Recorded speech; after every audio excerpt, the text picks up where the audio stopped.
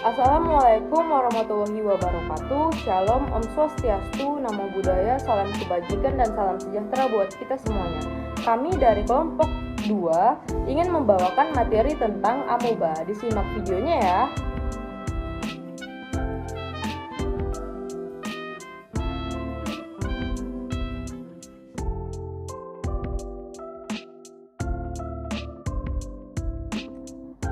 Perkenalkan, nama saya Nelisabeth Jose Clauditia Tampu Bolon dengan NIM 231501111. Amoeba merupakan protozoa sederhana yang tidak memiliki bentuk tetap.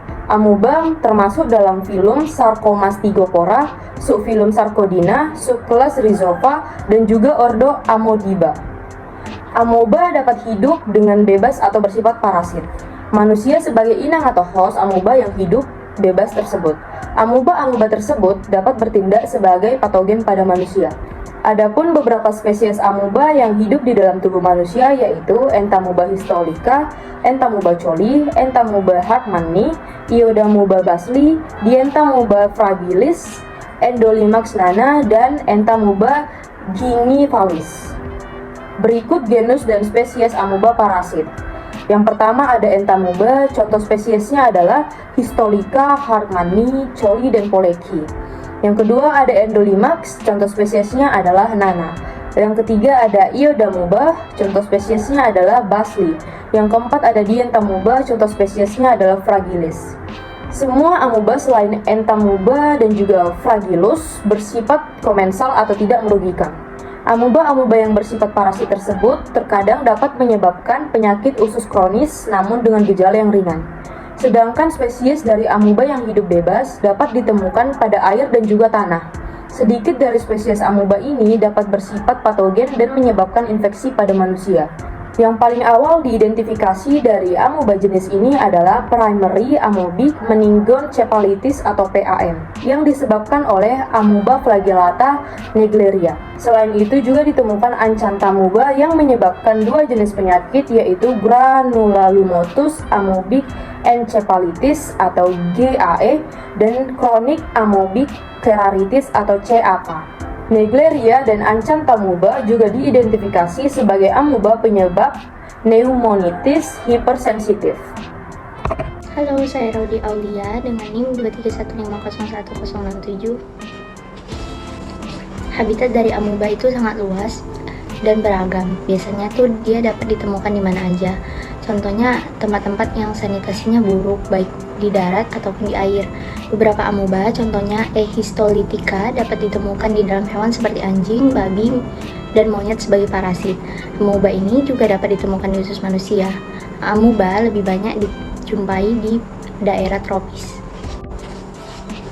Untuk reproduksi amoeba biasanya dilakukan dengan dua cara. Yang pertama itu pembelahan, di mana sel induk dari amoeba akan membelah diri menjadi dua sel anakan. Lalu cara yang kedua adalah sel induk amoeba akan berubah menjadi bentuk yang tidak aktif, yang dimana fase ini nukleus dari amoeba akan membelah menjadi hingga 8. Selanjutnya, ketika kondisi yang sesuai, fase ini akan berakhir dan mengeluarkan sel yang mengandung nukleus amoeba yang nantinya akan berkembang menjadi sel amoeba baru. 3.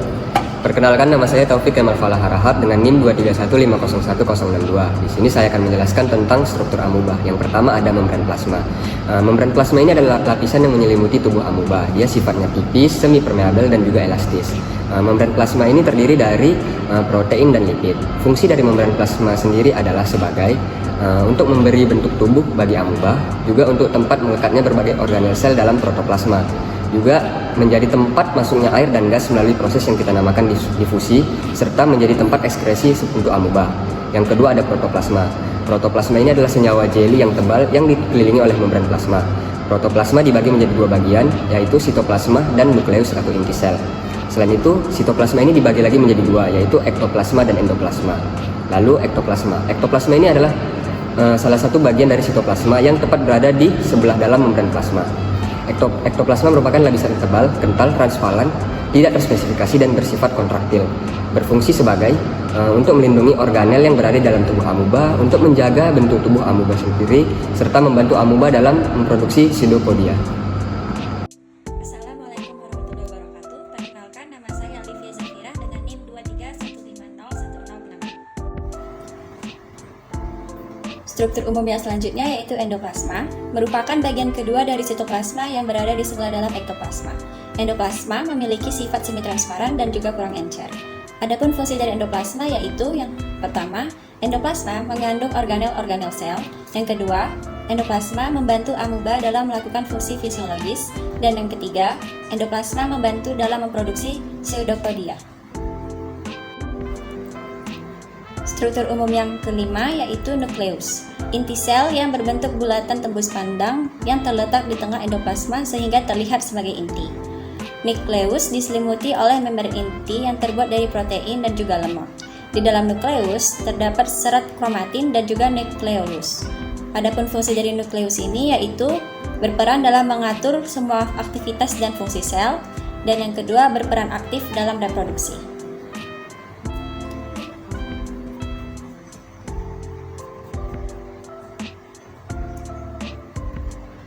Struktur yang selanjutnya yaitu pseudopodia, merupakan bagian tubuh amuba yang diproduksi secara terus-menerus layaknya organ pertumbuhan. Pseudopodia ini terbuat dari membran sel, ektoplasma, dan juga endoplasma. Fungsi dari pseudopodia ini yaitu membantu dalam menangkap makanan, berperan dalam proses pergerakan amuba, dan pseudopodia menunjukkan bagian anterior amuba pada saat bergerak. Struktur yang ketujuh yaitu vakuola kontraktil, adalah rongga atau gelembung transparan yang cepat tumbuh yang terletak di bagian endoplasma. Di dalam tubuh amuba yang hidup, vakuola ini dapat terus mengalami kontraksi atau perbesaran, makanya disebut dengan vakuola kontraktil. Fungsi dari vakuola kontraktil yaitu menyimpan air dalam tubuh, mengatur tekanan osmosis dalam tubuh dengan cara membuang kelebihan air, dan juga membuang sisa hasil metabolisme seperti karbon dioksida yang dihasilkan selama respirasi.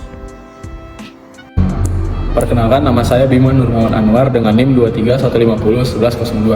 Selanjutnya ada vakuola makanan. Vakuola makanan adalah rongga-rongga yang terbentuk di sekitar bahan makanan yang berjumlah satu atau bisa juga lebih. Ukuran, bentuk, dan jumlah vakuola makanan ini dipengaruhi oleh jumlah bahan makanan. Fungsi dari vakuola makanan sendiri itu adalah untuk menyimpan bahan makanan, membantu dalam proses pencernaan. Yang ketiga, dapat berperan dalam ekskresi bahan feses. Selanjutnya ada vakuola air. Vakuola air adalah gelembung-gelembung kecil dan transparan serta berisi air. Vakuola air bisa berjumlah satu ataupun bisa lebih dan tidak terkontaminasi. Fungsi dari vakuola air adalah untuk menjaga keseimbangan kadar air dalam tubuh. Selanjutnya ada mitokondria. Mitokondria adalah struktur seperti batang atau titik yang berada di sekitar vakuola kontraktil. Fungsi dari mitokondria sendiri adalah berperan penting dalam proses respirasi atau pernafasan serta pembentukan energi di dalam tubuh amuba. Yang selanjutnya ada lisosom. Lisosom adalah organel yang digunakan oleh amuba untuk mencerna makanan serta secara intraseluler. Amuba menggunakan lisosom untuk mencerna makanan karena mereka tidak memiliki organel khusus untuk mencerna secara ekstraseluler. Selanjutnya saya akan menjelaskan ciri-ciri umum amuba. Nah, yang pertama adalah bentuk amuba itu sangat kecil dan tidak tetap. Amuba itu memiliki bentuk yang sangat kecil sehingga tidak dapat dilihat oleh mata secara langsung. Amuba adalah hewan uniseluler yang hanya dapat dilihat di bawah mikroskop karena ukurannya hanya sekitar 25 mikron atau 0,025 mm. Nah, yang kedua, hidupnya itu bebas atau sebagai parasit. Organisme ini tuh dapat hidup di alam bebas, di air ataupun di tanah, tapi bisa juga ada juga yang sebagian hidupnya itu sebagai parasit di tubuh inangnya, yaitu adalah binatang, manusia yang bisa menyebabkan penyakit pada inangnya. Lalu ada beberapa yang bersifat parasit patogen dan ada yang beberapa bersifat parasit non patogen. Nah, contohnya itu adalah Entamuba histolica, adalah parasit patogen pada manusia yang menyebabkan disentri dan amubesis hati. Yang kedua ada Entamuba hartmanni, adalah parasit non patogen. Yang ketiga ada Entamuba poleki, adalah parasit alami pada babi dan monyet yang dapat menginfeksi manusia dan menyebabkan diare. Entamuba coli itu adalah komensal yang dapat menyebabkan infeksi pada usus besar. Yang terakhir adalah Entamuba gingivalis, itu berada di mulut ketika kebersihan mulut itu buruk. Hal ini dapat menyebabkan radang mulut. Untuk Entamuba gingivalis ini bisa menular jika adanya kontak mulut atau dari udara dan juga berbagi makanan atau minuman sesama penderitanya pada penderitanya. Lalu yang ketiga itu adalah bersifat eukariotik. Nah, amuba ini memiliki nukleus yang terdapat di endoplasma. Oleh karena itu disebut eukariotik. Nukleus amuba itu tidak dapat dilihat saat amuba ini masih hidup, tetapi akan mudah terlihat saat dilakukan fiksasi atau pengecatan. Nukleusnya itu berbentuk bulat atau cakram bikonkav yang berukuran 4-6 mikron dan berisi karyosom. Lalu yang keempat adalah alat geraknya berupa pseudopodia atau kaki palsu. Gerak amuba dari satu tempat ke tempat lain dengan menjulurkan jari yang terkenal sebagai pseudopodia. Nah, motilitasnya ini amuba ini bukan yang dia berenang bebas, tapi gerakannya itu merayap atau meluncur gitu. Nah, terdapat 4 macam pseudopodia, yaitu lobopodia agak lebar dan tumpul berisi ektoplasma dan endoplasma terdapat pada amuba proteus. Lalu filopodia kurus hanya berbentuk ektoplasma. Auxopodia berbentuk aksial mempunyai pembungkus sitoplasma yang disebut ektoplasma yang bergranul lebih banyak daripada filopodia. Nah, yang terakhir ada rhizopodia kurus dan bercabang yang sering tampak di ujung menyatu sehingga seperti jala. Lalu yang kelima ada didapatkan biakan murni di kultur medianya. Jadi ada yang disebut media Robinson, banyak digunakan dalam budidaya amuba ini. Nah, dalam media ini dan modifikasinya, amuba hanya tumbuh dengan adanya bakteri enterik atau protozoa lain dan pati atau partikel lainnya. Nah, pada tahun 1961, Diamond mengembangkan teknik kultivasi yang tidak memerlukan kehadiran mikroorganisme atau partikel lain untuk menghasilkan pertumbuhan murni amuba. Jadi dia beda emang sama media Robinson. Lalu yang keenam, bereproduksi secara aseksual. Amuba bereproduksi secara vegetatif dengan cara pembelahan biner. Pembelahan dimulai dari pembelahan yang bisa menjadi 2, lalu diikuti oleh pembelahan sitoplasma. Pembelahan tersebut menimbulkan lekukan yang sangat dalam yang lama-lama akan putus sehingga terjadilah 2 sel anakan. Klasifikasi amuba. Salah satu contoh amuba yang sering ditemukan yaitu amuba proteus. Klasifikasi amuba proteus yakni domainnya Eukaryota, kingdomnya Protozoa, filumnya Sarcomatigospora, subfilumnya Sarcodina, subkelasnya Rhizopoda, kelasnya Tubulina, ordonya Amubida, familinya Amubidae, genusnya Amuba, spesiesnya Amuba proteus. Patologi penyakit. Amoebiasis adalah penyakit yang gejalanya paling sering, yaitu nyeri perut dan adanya diare dengan lendir atau darah, atau demam dan gejala sistemik. Tanda dan gejala klinis termasuk gangguan gastrointestinal dan diare cair atau berdarah, harus dicurigai menderita amoebiasis usus dan harus diobati. Gambaran klinisnya yang pertama, amoebiasis usus, biasanya tinjanya besar, berbau busuk dan hitam kecoklatan, seringkali dengan lendir berlumuran darah bercampur dengan kotoran. Sel-sel darah merah dalam tinja menggumpal dan berwarna coklat kemerahan. Yang kedua, amoebiasis extraintestinal. Ada kemungkinan bahwa kerusakan hati dapat disebabkan tidak secara langsung oleh amuba, tetapi oleh enzim lisosom dan sitokin dari sel-sel inflamasi yang mengelilingi trofozoit. Diagnosa laboratorium amoebiasis usus. Penampilan mikroskopik dapat terjadi pada beberapa gangguan bau lainnya seperti kolitis ulcerativa dan keganasan. Penampilan makroskopik, fesesnya berlebihan, semi cair, berwarna hitam kecoklatan dan mengandung bahan feses berbau busuk bercampur dengan darah dan lendir. Hai, nama saya Shishmita Anda Perempuan Suri Shingam, NIM 2315511107. Hari ini saya akan bercakap pasal pengobatan penyakit. Pencegahan ambiasis meliputi sanitasi yang tepat seperti pemberian ubat prophylaxis pada pasien yang menderita ambiasis yang tidak mengalami gejala.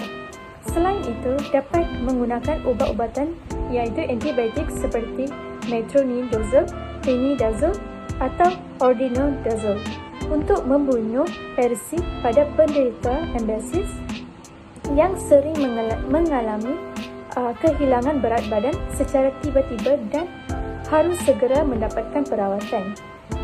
Komplikasi ambiasis dapat terjadi apabila infeksi tidak dapat diubat, seperti anemia, abes hati, ambiasis paru-paru, peritonitis, dan infeksi parasit yang telah menyebar ke bahagian tubuh lain seperti otak.